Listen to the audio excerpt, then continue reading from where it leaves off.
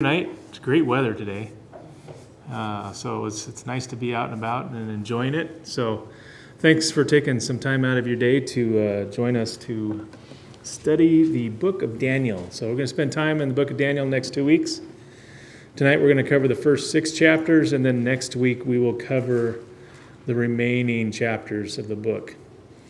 But before we get that started, let's start off with a prayer and get into the study tonight.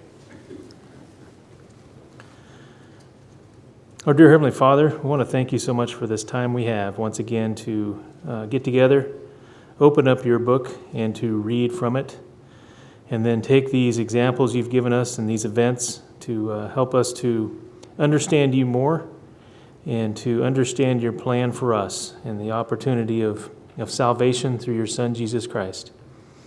I want to thank you so much for all the folks that are here tonight, and also we'd ask that you would be with those who are not able to be with us.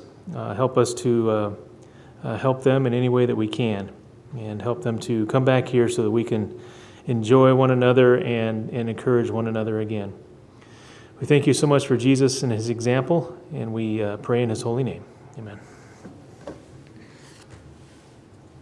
Okay, so the first 6 chapters of Daniel. So let's go back a little bit and try to understand a little bit, what do we know about Daniel already? Have we heard of him before? Have we studied Daniel before? Do we have any events that occurred in his life that we might be familiar with? And I'll just wait while you guys throw them at me. Lion's Den, that's a good one. I thought you meant before this book, in some other book. No other book. Yeah, no. What do we know about Daniel already? I mean, just we've studied Daniel a few times probably, right? Well, he was diligent and did the things that he was raised to do according to the Scriptures. Okay, good. Diligent in the Scriptures. Very devout person to God, right? Anything else that we remember out of the book of Daniel that you recall? Did he have any friends? Yeah, Shadrach, Meshach, and Abednego. Those were the Babylonian names for them, right? And so we learn about them as well, so that's good. Anything else? So dream interpreter, yep, that's a good one. Dream interpreter.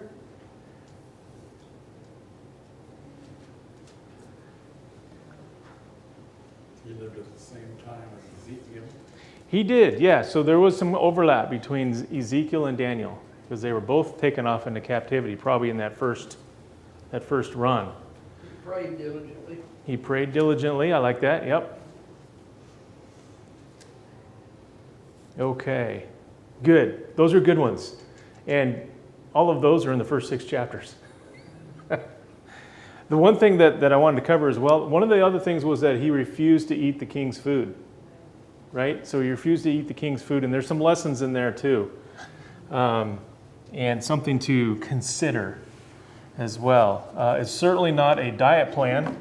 It's not a diet plan that's being presented in the Bible, but it is an example of what Daniel was doing as far as being able to continue to be a devout Jew at the time. Okay, good. So as we look at the first 6 chapters, what you'll also notice is that we spent a lot of time, Isaiah, Jeremiah, Ezekiel. We've had a lot of symbolic language. We've had a lot of structured poetic lines. We've had groupings helping with major thoughts. We've had figurative imagery. We've had wordplay. We have none of that in the first 6 chapters of Daniel. And it's actually quite interesting because it doesn't typically follow some of the other formats of the previous prophets that we've read, but it is kind of a narrative of his life. And that's kind of interesting, and it gives us kind of an insight to a little bit about what God is trying to tell us. So as we look at all of the prophets that we've read so far, and then some of the things that we've read, say when we were going through 2 Kings and Chronicles and all of that, you're looking at some of this as repetitive, and you're kind of going, why is this all repetitive, and what's happening? And so Daniel gives us kind of a quick break from that, and now we're going to learn a little bit about Daniel. And one of the things that you can learn, what can you learn from Daniel's existence in Babylon? Just kind of at the top 3,000 foot level. What can we learn from that? You can serve the Lord in a place that's really not in line with serving Him. Great idea. So you've got an example of people serving the Lord outside of their normal place, or actually, we might even be able to call that maybe a hostile land or a hostile environment, if we want to call it that. So we have an example of someone who's able to do that. And so what's the application for us? I shouldn't let the people around me pull me down. There you go, right? Shouldn't let the people around me pull me down from what my goal is to serve God. And that God is with us wherever we are. There you go. And God's with you wherever we go. I like that one too. Because as we look at some of the other events in Daniel's life, I think that it'll show us that as well. So if we were to look at various, let's say, I'm going to step back a little bit and say, if we look at various Christians in around the world, here in America, we've got it pretty, I would say we've got it pretty cush as far as being able to worship the Lord. I'm sure some of you have been in other countries where that's not the case. Or you've heard of people under hardships where that's not the case, right? But you do have people who are able to do that. And we have a lot of folks that go out and preach to those folks. And those environments are a lot more hostile than here. But we do know that that's possible. God's with them, and they can serve God even in a hostile environment. Very good. What else do we learn about the environment that Daniel is living in and will prophesy in as well? If you step back even further, so you got the environment, what about, I'll help you out, what about the government environment, governmental environment there for Daniel? So I think we have an opportunity to learn that he can live in another nation and still serve God, and he's under a completely different rule than what he's used to, and he's serving in that specific government as a government official in a land that was not his own, right? So he's serving, right? So he's in what do we say it? He's in exile. Is it exile? Is that what we're calling it? So he's in exile, and he is climbing the administrative ladder in this country that he's part of, that he was taken off to. So I think that's interesting as well. So he's serving a nation that is not God's chosen, and he's excelling at it. That's all because of them serving God. Because I'm serving God. So it's very parallel. Do we know of someone else who had that same type of situation? It's going to be I'll give you a hint, way back in Genesis. No. Close. Jacob? Did I get that right? Was Jacob in Israel? Did Jacob get down to Egypt somehow? Yes. Yes. God Am I saying it right? Jacob, right? say the name. Yeah.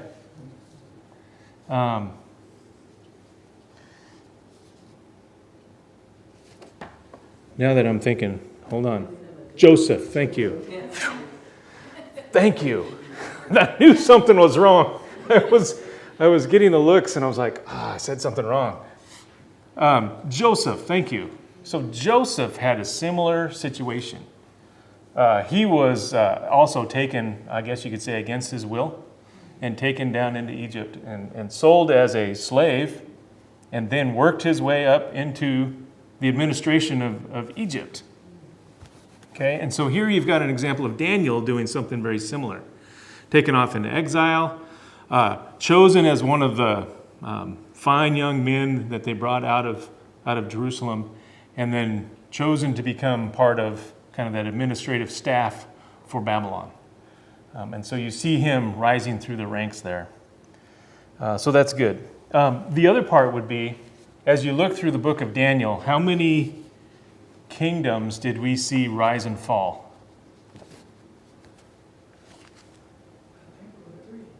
Three? Okay. So we can say, Assyria. Babylonian and Medes and Persians. yep, Medes and Persians, right? So I would say, when I say three, I would say you've got Israel falls, right? Egypt falls. Then you've got, they both fall to Babylon. And then the Medes and Persians come in after that. And then if we go a little further in our Western Civ class, then the Greeks come in and take over from there, right? So you can see all of this progression. So what do we learn from that? Well, God would put who he wanted in positions and he'd take out who he don't want to be there. God is using nations to do his work. And so what we learn from there is that God's work will get done even through nations that may not be what we'd call God-fearing, right? So they're not God-fearing nations, but God's using them as tools. In fact, was it in Jeremiah where we discovered that God called Babylon a hammer, God's hammer, that was meting out judgment for him, right? And so through all of this, does God's will get done? Yeah, right? And so you see God's handiwork through the nations that are being used, even in the book of Daniel, which I think is very interesting. And to me, as you look at the visual that's being presented here, the events that occurred during Daniel's time, I mean, being an administrator in that government, that would make you fearful. What typically happens to the administration of governments when they get taken over? They usually get terminated. So good. So you see the act of God moving through the nations as he's using them as his tool to get God's will done. And in this case, what's God's will during the book of Daniel? Punishment for the Israelites and then Yep. bringing the remnant back home. So, exactly. So you've got the Israelites who are being punished in exile, and that includes those who were guilty and those who were innocent, right? So everyone's there that is supposed to go through this punishment. So they're being punished, and I guess the other thing that we need to realize is, why are they being punished? Because they were disobedient. Because they're disobedient. And again, we'll see that record again to make sure that people understand that the people were going through this, they were still going through a judgment. And on the other side of that, right, we talked about that earlier, on the other side of that is hope. And so we see that as well. We'll see an example of that in Daniel too. All right, so those are kind of the big themes I wanted to call to your attention there as we go through these various chapters. As we think about one more thing that we'll probably bring into mind, as you look at the characters of the kings that were present at the time, what was their main downfall as a character flaw? He was all in charge. Yeah, so I'm in charge, pride. So we've got pride issues that are being demonstrated as well. And then, again, you've got God's hand in that, and what is the consequence for pride. And we'll see some of that too. And you'll see that, we saw that with all the kings in Israel too. You saw some pride issues there. And so making sure that you continue to stay humble in God's presence, I think, is also another lesson that we can learn from this. All right. Any comments, questions? Anything you want to cover while we're in the first 6 chapters? And when it's all said and done, those people that were punishing his people, they were punished also, and they didn't get by either. Yeah, exactly. So even though God's people were punished, the people who had brought them into exile also got punished. So Babylon fell, Medes and Persians fell, Egyptians fell, right? So all of these various nations ended up falling because God used them as a tool, but they did not escape punishment, right? So good point. All right, so the first chapter, we have kind of bringing Daniel into Babylon, okay? And then from there, you've got a scenario where we learn about Daniel's faithfulness and his wisdom. So let's look a little bit at chapter 1 and look in there.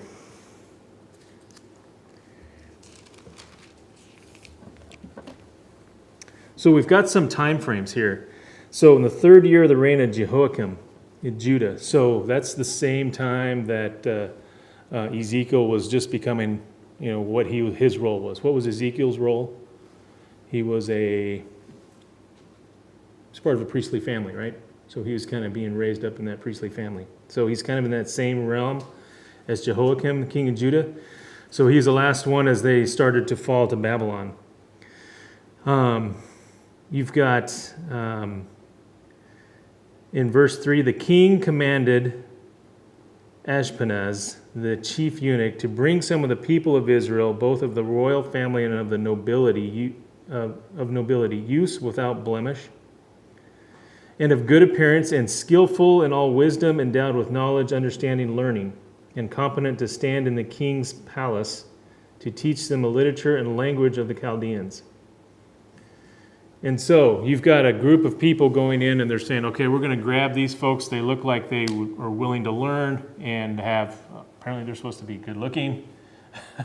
and they're supposed to be able to kind of show some wisdom and knowledge. Okay, and they're going to take those and they're going to teach them more about the Chaldean culture, the Babylonian culture, and see how they do with that, because they're trying to bring them into the administration. And so Daniel was one of these. In verse 5, you've got this section about food. It says, the king assigned them a daily portion of the food that the king ate and the wine that he drank, and they were to be educated for 3 years, and at the end of the time, they were to stand before the king. So among those were Daniel, Hananiah, Mishael, and Azariah of the tribe of Judah. And the chief of the eunuchs gave them names. Daniel he called Belteshazzar, and Hananiah he called Shadrach, and Mishael he called Meshach, and Azariah he called Abednego. All right, so now you've got them changed to their Babylonian names, right? But Daniel had an issue in verse 8. Yeah, verse 8, Daniel had an issue.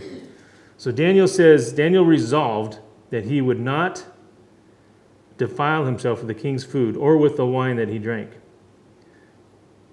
All right, so you've got a first decision by Daniel in this new country, and I got to tell you, that's got to, we talk about courage of the lion's den. How about the courage of this right here? You're a new kid right into Babylon, and you're like, you know what? First of all, he did what? In his mind, he made a resolution. And his resolution was, you know what? I'm not going to defile myself with the king's food. Why? His religion. It was against his religion. Brought up to do. So let's talk about what part of it was against his religion. Probably eating things that would be considered unclean. Could be, yep. Could be things unclean. Highly likely that they were sacrificed to an idol, right? And so now you've got kind of a double whammy. So excellent choice by Daniel to say, you know what? I don't want to defile myself with the food. But he's having to make a decision, and he's having to make a stand. So he's drawing a line in the sand right there from the get-go. I guess the question to us is like, how many of us would be willing to do that? Right? Yes, Bobby? Well, I think Daniel was only about 16 years old at the time. Okay. So, a 16-year-old now, I don't know how much resistance they'll do. Yeah, so that's a good point too. So part of maybe the people that they had taken out of the country, you could tell people with that type of character, right? Some people with a single point of mind that's able to focus. And Daniel had a focus on being able to worship God anywhere. So maybe that's a testament to his parents. Maybe that helped him along. And he made a resolve in his own mind that even though we don't know anything about his parents, other than maybe he was away from them, I don't know.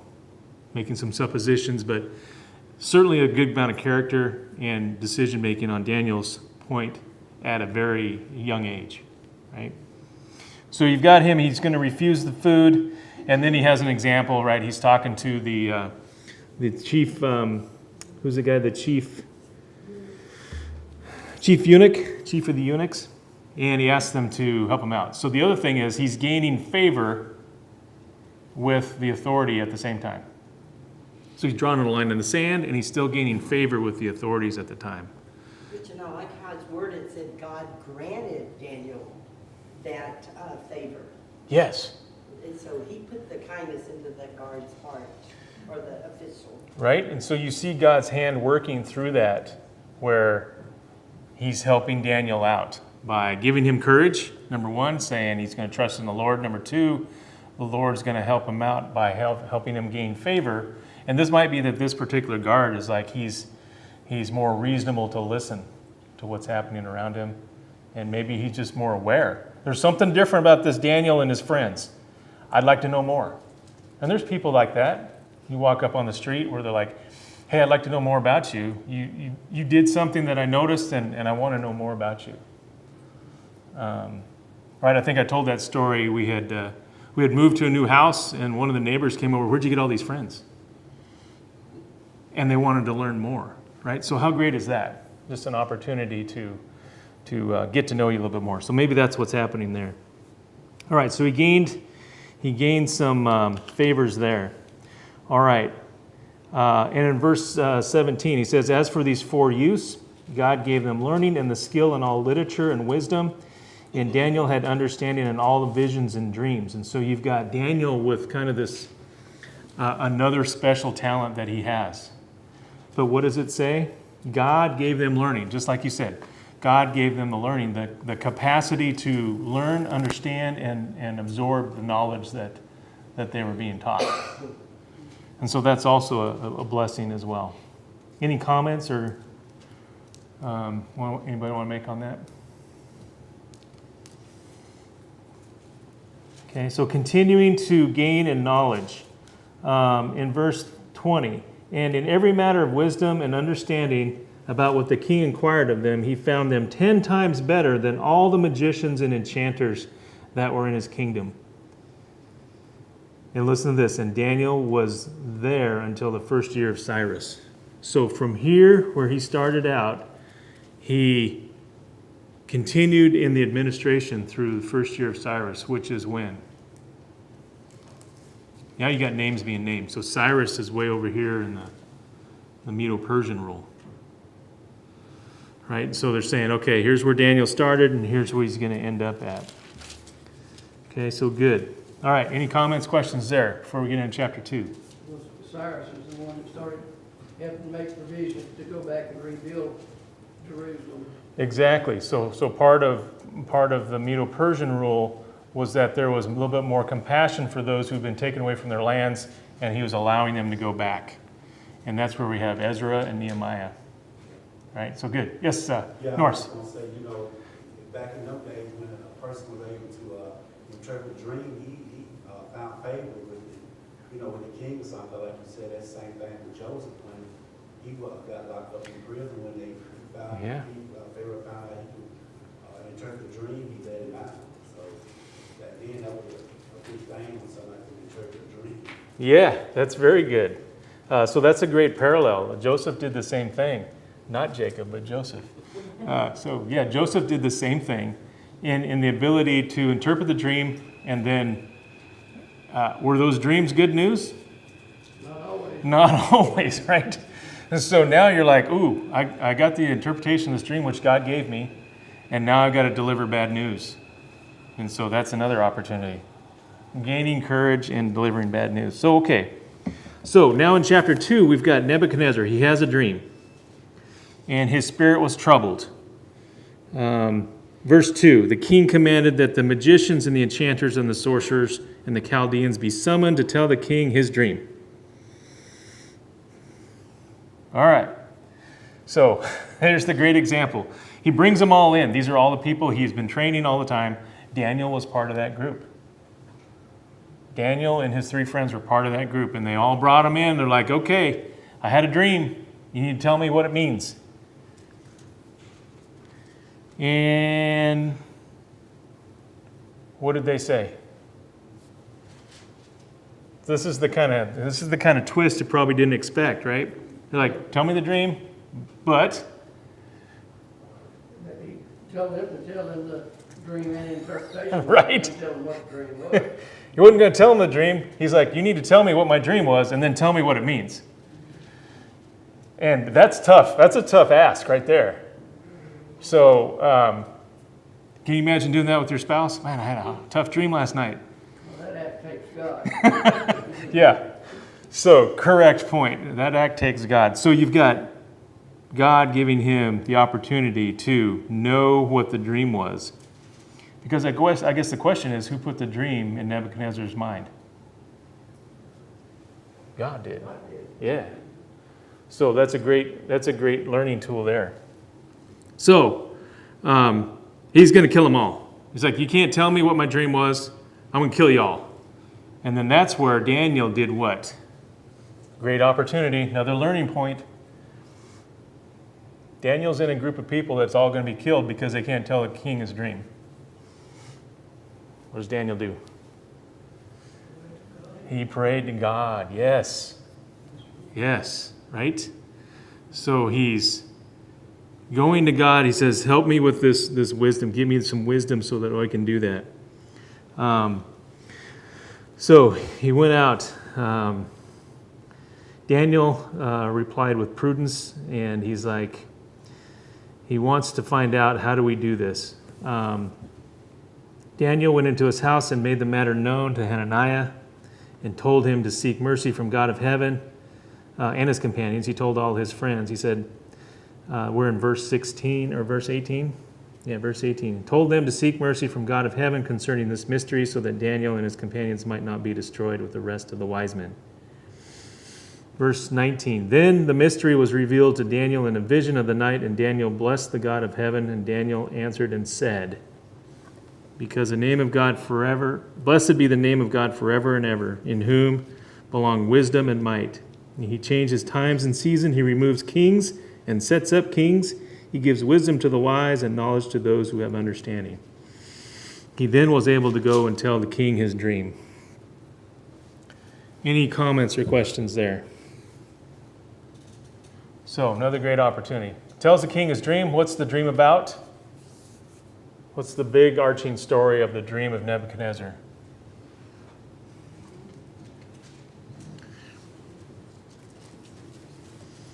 All right, so we see that in verse 36, right? Verse 36. This was the dream. Now we will tell the king his interpretation. O king, King of kings, to whom the God of heaven has given the kingdom and the power. Great point there. Daniel gives the credit to God and not the king, right? So he's like, here's God of heaven has given you the power and might. So realize that offset. And he tells them, he says, that's part of the interpretation. But the image was, you've got an image of a head of gold, a chest and arms of silver, thighs, middle and thighs of bronze, and then the legs of iron, and feet of clay and part clay, stone, or iron and part clay. And then there was a huge rock that came down and crushed it, right? And then that rock stayed still. Is that correct? Did I get it all? Became a great mountain and filled the whole earth. All right, so Daniel's telling him the interpretation of that. Number one, that's kind of a weird dream, right? Guaranteed that. It's like, well, that's interesting.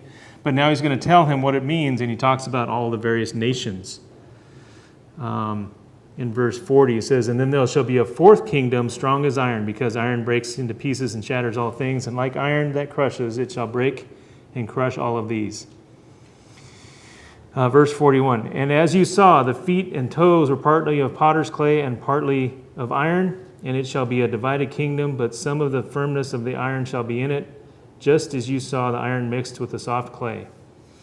And the toes of the feet were partly iron and partly clay. And so the kingdom shall be partly strong and partly brittle. And you saw the iron mixed with the soft clay, and so they will mix with one another in marriage. But they will not hold together, just as iron does not mix with clay." And he says again, "And in these days, the kings of God of heaven, in those days, in the days of those kings," there we go, "the God of heaven will set up a kingdom that shall never be destroyed, nor shall the kingdom be left to another people. And it shall break into pieces all of these kingdoms and bring them to an end, and it shall stand forever." Okay, so now you've got Daniel interpreting that dream and talking to him about all the nations that will, one of them is his, and one of them is going to be after him. And then suddenly there'll be a great nation that will be set up that by God, and it shall stand forever. So great vision. All right, so through all of that, was that good news for Nebuchadnezzar? I mean, he's like, that's interesting. And it's cool. He's like, yeah, that was my dream. So thank you for that. And you told me what it was. And then what happens? He said in verse 46, "The king Nebuchadnezzar fell on his face and paid homage to Daniel and commanded an offering and incense and offered up to him. King answered and said to Daniel, 'Truly your God is God of all gods and Lord of kings and a revealer of mysteries, for you have been able to reveal the mystery.'" So you've got Nebuchadnezzar acknowledging God as Lord of kings, God of all gods. Okay, then Daniel is promoted. He gets to continue to do what he's doing. And now you've got the promotion of his friends as well. So they're in charge of a lot of things that are happening. So chapter 3, Nebuchadnezzar's golden image. What do we have happening here? Nebuchadnezzar is now doing what? He's going to build a giant golden idol. And so what's that a symbol of? You've got some pride issues here, right? I'm going to build a giant golden, and whenever I say, you have to bow down to it. And you've got his friends kind of helping him put that together, because they're like, "Hey, you should put up a big image and glorify it." And so he ends up doing it, and then what ends up happening? He calls everybody in. He's like, "Hey, we're going to have this huge, when the trumpets sound and the music plays, then you all bow down to it." So again, you've got another testing point. You've got crowd rule or mob rule. How are you going to work against that? Because that's what Daniel and his friends did. Daniel and his friends drew a line in the sand and said what? The magic word, no. Yeah, I'm not going to do it. Not going to do it. And so what's the amazing part about it? Because Nebuchadnezzar knows who these guys are. He had promoted them. He knows who they are. He knows that they're great in what they do, and that they're serve the God of all gods. And he's asking them to bow down in front of a golden image that he put up. So he's like, "Okay, I'm going to give you another chance. Right? I'll give you another chance." And so plays the music, blows the horns, and they still don't do it. And so now you've got Nebuchadnezzar. He gets all enraged. Why is he getting enraged? They're defying him, yeah. They're defying him, and they're defying the golden image that he put up. And these are people who are in the administration. So, yeah, he's pretty upset about it. In fact, I like this in verse 19. Nebuchadnezzar was filled with fury, and the expression of his face was changed against Shadrach, Meshach, and Abednego. His face was changed, filled with fury, because he is defying him. And then he ordered the furnace to be heated 7 times more, and he bound them, and the men who put him in were thrown in the furnace. And those who threw them in died because it was so hot, right? So he overheated that furnace and threw them in. What was the other thing? What did he say? There was a saying because... Oh, in verse... Where is it? Verse 15, he says, "Who is the God who will deliver you out of my hands?" Right? So he's telling him, you're going to go in the furnace. He's like, who's going to deliver you? Well, I guess he forgot about the dream interpretation earlier, right? And so obviously we go through that event, and they come out of there not even smelling like smoke. Okay, and then you have the telling of the event where they were joined by a fourth person, right? And they came out of that fire with no problem. All right, and then again, chapter 4, Nebuchadnezzar praises God. And he says, "It seems too good to me to show the signs and wonders that the Most High God has done for me. How great are his signs, how mighty are his wonders, and his kingdom is everlasting kingdom, his dominance, or his dominion endures from generation to generation." Okay. And then he has another dream. Chapter 4, another dream.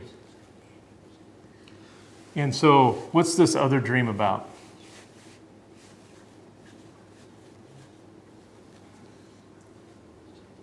Okay. Verse 10, "The visions in my head as I lay in bed were these.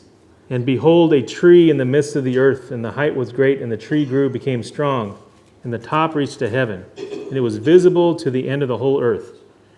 And its leaves are beautiful, and the fruit abundant, and in it all the food for all. And the beasts of the field found shade under it, and the birds of the heavens lived under its branches, and all flesh was fed from it."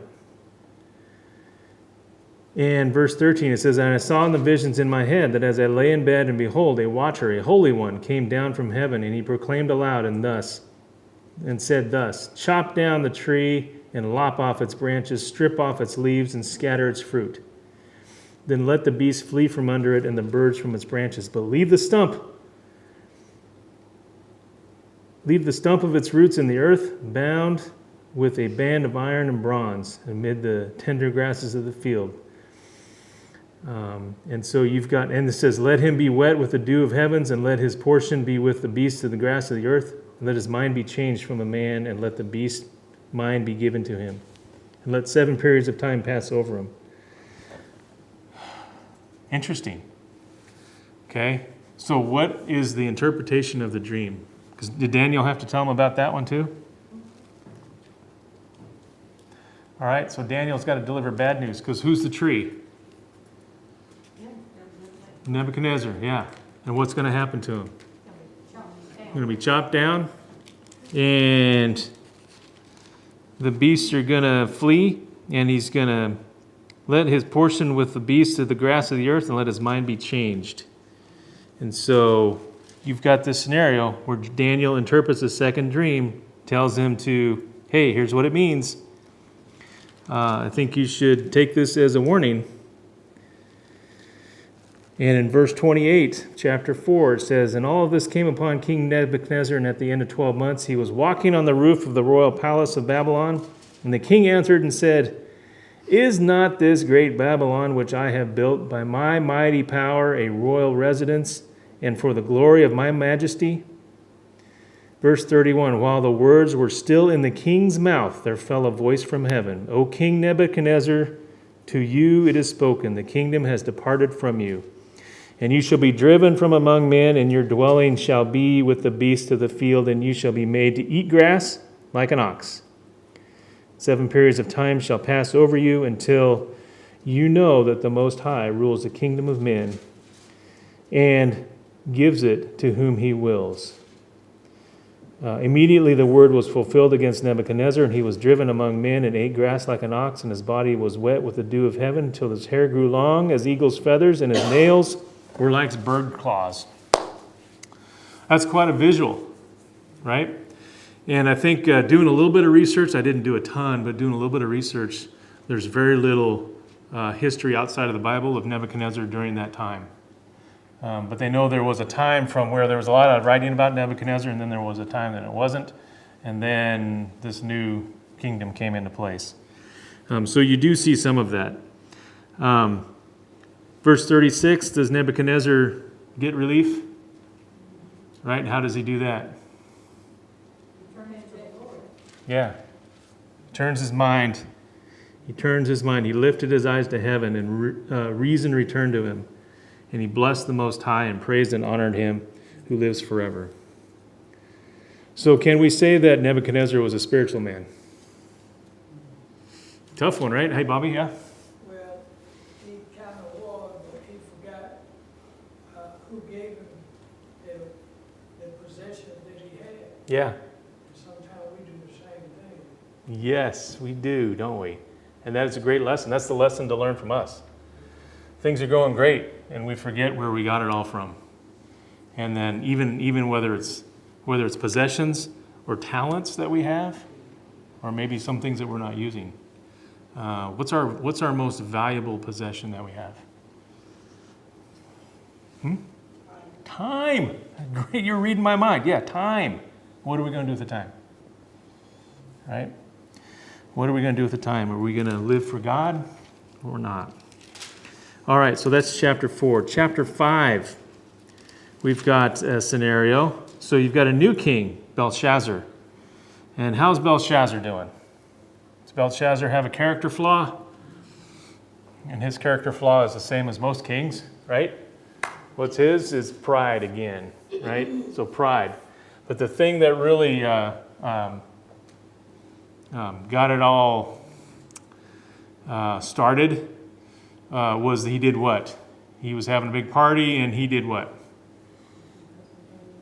Got called for the thing that was taken out of Noah's house by his dad. Yeah. So he's like, hey, remember we took all that stuff from the temple. Hey, grab that stuff. Let's drink from it. Let's use all these utensils. And so he defiled all of the utensils that came out of the temple. What was the consequence for that? Right? Verse 5, immediately the fingers of a human hand appeared and wrote on the plaster of the wall of the king's palace opposite the lampstand. I like this part. It's a great description. And the king saw the hand as it wrote, and the king's color changed, and his thoughts alarmed him, and his limbs gave way, and his knees knocked together. Would we kind of do the same thing? Right? So, that's the portion where Belshazzar has been given his judgment, and his kingdom was taken away from him as well. And that night he was overtaken. All right, so that's chapter 5. Chapter 6, real quick, and I know we got a few moments left. We got exactly 60 seconds left. Daniel in the lion's den. So, again, we've got Daniel drawing a line in the sand, and he is not, right? What is he not going to do? He's not going to stop praying, right? He's not going to stop praying. And did he go into private? Did he go in and shut the door and do his thing? No, he did it the same way he always did, with the window open, and everybody could see. So Daniel's drawing a line in the sand. Darius, who wrote the decree, right? He's not feeling good about that decree, is he? How did Darius get to sign that decree? But he got tricked into signing that decree. Yeah, all his buddies that were supposed to be part of his inner circle caused that to happen. Absolutely. So great lessons from there. Keep that in mind as we go forward. We'll finish that off at the end of next week. So appreciate it. We'll see you next week.